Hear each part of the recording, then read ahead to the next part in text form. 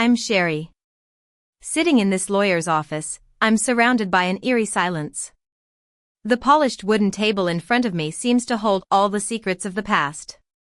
My parents are here, sitting across from me, their expressions a mix of false concern and hidden greed. The lawyer has just revealed the condition in my grandfather's will, and the atmosphere in the room has turned icy. My mind drifts back to 8 years ago. I was just a young girl, full of dreams and hopes. My family was well-to-do. My father, Henry, was a shrewd businessman, always chasing after money.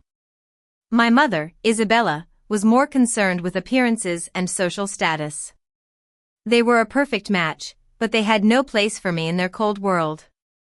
On the night of my 18th birthday, everything changed. I came home, excited to share my plans for the future. But instead of a warm welcome, I was met with cold stares. My mother said I was too headstrong, always going against their wishes. My father claimed I was a financial burden, a drain on their resources. And just like that, they threw me out of the house. I remember the sound of the door slamming behind me, and the cold, hard pavement beneath my feet. It was as if my world had ended. The next morning, the only person who reached out to me was my grandfather, Arthur. He was a kind-hearted man, a successful real estate investor. He didn't ask me what had happened. He simply told me to come and live with him. And so, I did. Over the next 8 years, my grandfather became my rock. He helped me complete my college education. He gave me a small job at one of his rental properties, teaching me the ins and outs of the business. Every time I tried to thank him, he would say, "Family takes care of family." 3 months ago, my grandfather passed away peacefully in his sleep. I was heartbroken, but I also knew he had lived a full life. I didn't expect much from his will. Maybe a small savings account or a memento to remember him by. Today, I'm sitting in this lawyer's office, waiting for the reading of the will. I'm lost in my thoughts when the door opens, and my parents walk in. They smile at me as if the past 8 years never happened. My mother hugs me and says, "Sweetheart, we heard about your grandfather. We're so sorry." My father pulls out a chair and sits beside me, acting like we're a normal family again.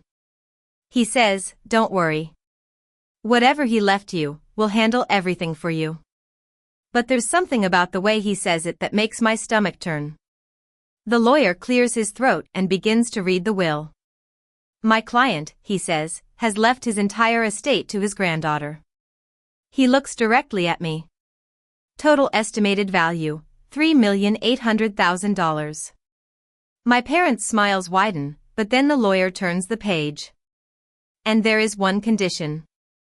My parents lean forward, their excitement palpable. But as the lawyer continues to read, their smiles start to fade. The estate, valued at $3,800,000, will belong entirely to his granddaughter, but only if she personally manages it. She must live in the main estate house for a minimum of 2 years and personally oversee all financial decisions. No parent, guardian, or relative who previously abandoned her may have any legal authority, control, or financial access to the estate. Silence fills the room. My father's fingers stop tapping the table, and my mother's smile disappears. The lawyer goes on, "If anyone attempts to pressure, manipulate, or control her financial decisions, the estate will automatically be transferred to a charity foundation established by my client." My heart starts to race. My parents look at each other, as if having a silent argument.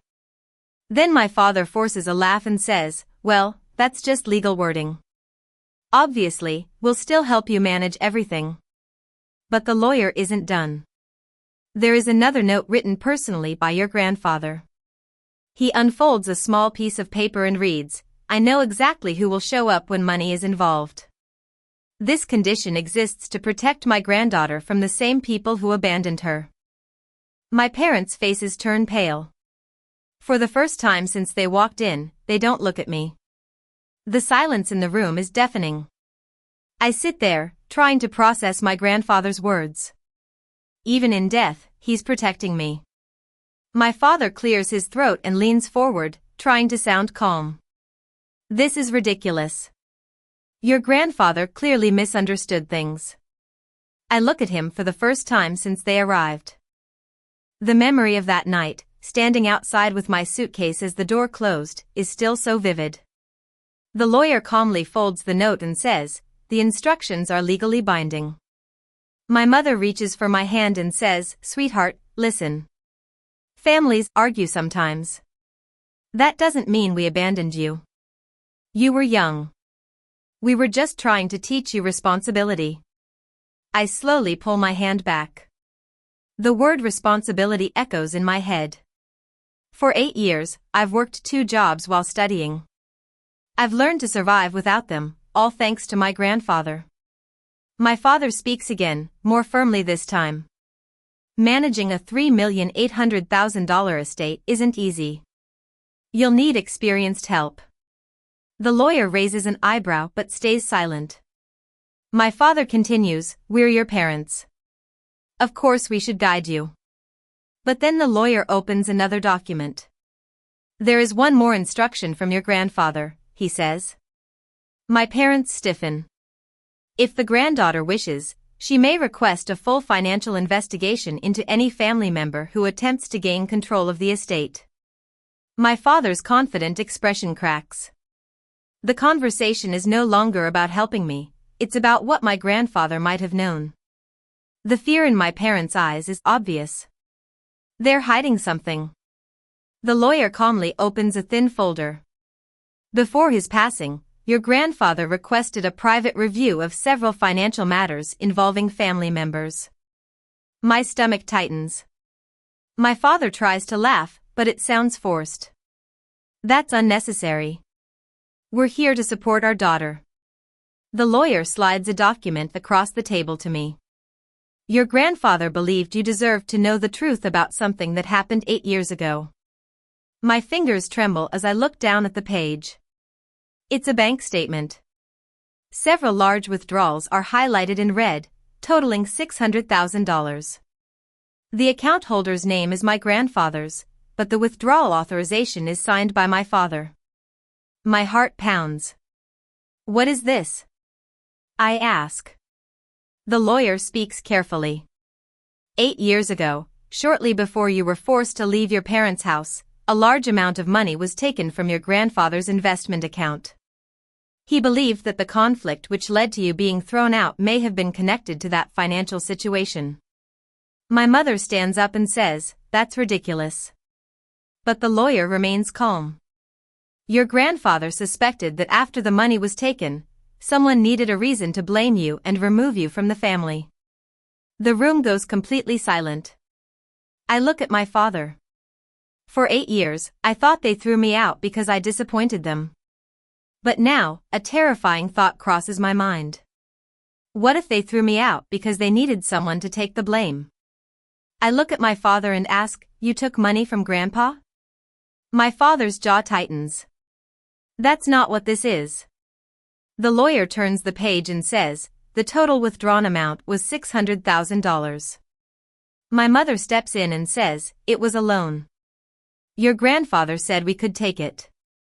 The lawyer shakes his head.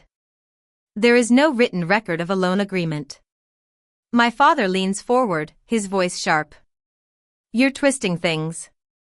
But I can feel a shift inside me. Memories that I never questioned before now seem different. That night 8 years ago, my father was furious. He accused me of stealing family money without even checking. Now I understand why. If I had stayed, questions would have been asked. My grandfather must have started investigating soon after I moved in with him. That's why he slowly took control of all his accounts again over the years. The lawyer then says quietly, "Your grandfather never publicly accused anyone. But he did change his will immediately after discovering the withdrawals." My parents look completely shaken. My father stands up and says, "This conversation is over." But the lawyer looks at me and says, "You have the legal right to request a full financial investigation. If fraud is proven, the missing money can be recovered." My father freezes. For the first time, I hold the power in this room. I think about the court battles, the years of fighting. Then I remember what my grandfather once told me: sometimes the strongest revenge is simply living well without the people who hurt you. I place the documents back on the table and say calmly, I don't want the investigation. My parents look relieved for a split second. But then I continue, but I also don't want any contact with you again. The estate stays under my control, exactly how Grandpa planned it. The lawyer nods. Everything is legally protected. My parents slowly stand up, realizing there's nothing left for them to gain. As they walk out of the office, they don't look back. I stay seated for a while, staring out the window. 8 years ago, I lost my family. But my grandfather spent those 8 years making sure I would never lose my future. And thanks to him, I finally understand that the people who threw me away were never the ones who truly mattered.